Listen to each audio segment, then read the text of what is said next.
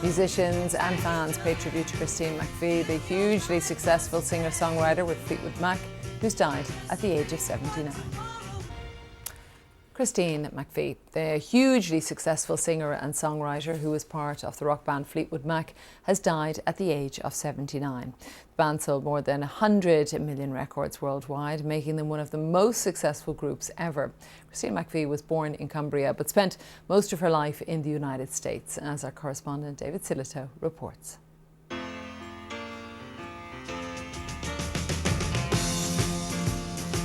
Fleetwood Mac and Don't Stop, the song Bill Clinton chose as his campaign anthem.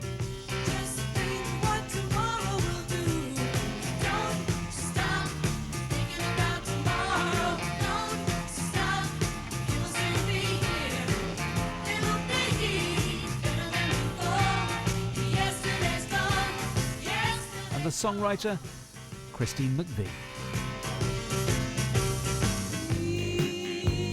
She'd been part of the British blues scene in the 60s with the band Chicken Shack and also as a solo artist before joining Mick Fleetwood and her husband John McVie. She had a gift for writing hits. Tell me lies, tell me sweet little lies. Little lies everywhere you make loving fun. Many of the band's best known songs were her work, but she tired of the endless touring.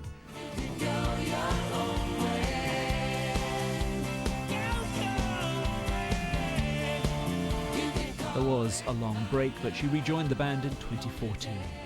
And I love you, I love you, I love you like never before. Fleetwood Mac has had many ups and downs, but their success owed much to the songwriting skill of Christine McVie. In a statement, the band said, "We were so lucky to have a life with her."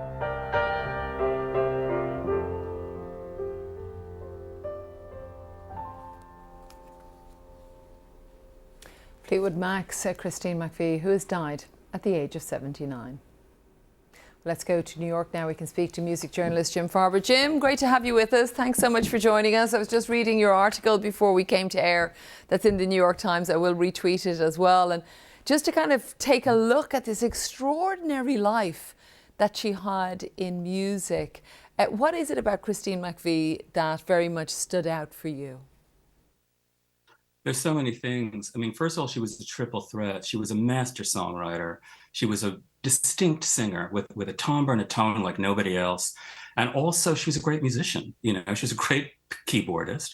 So she brought a sound to the group. She helped change the group really from what, of course, had originally been a sort of blues group to a much broader-based pop and folk rock kind of group when the group came over, starting when they came over to America in the 70s. You know, and it's important to know that at the band's peak, you know, in the 70s, the most famous part of the band, when they were generating hit after hit, and there were three songwriters in the group, obviously also Stevie Nicks and Lindsey Buckingham at that time, and she was generating more hits than any of them. If you look on their greatest hits package with 16 songs, 8 of the songs on there, half of them are written or co-written by Christine. I saw as well that she wrote Songbird, which I think is one of my favourites actually, in 30 minutes, which kind of boggles the mind that it's now part, I suppose, of music history.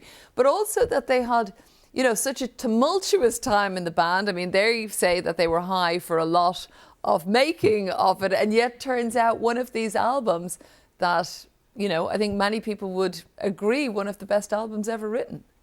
Mm-hmm. Yeah, definitely. I mean, it obviously this was an album that famously came out of incredible turmoil. There were all the relationships in the group were breaking down, and yet they used it for fuel. You know, Mick Fleetwood has talked a lot about it. In a way, he was almost kind of, actually almost as a coach, saying to them directly, "Yes, we have these horrible things happen, but let's use it.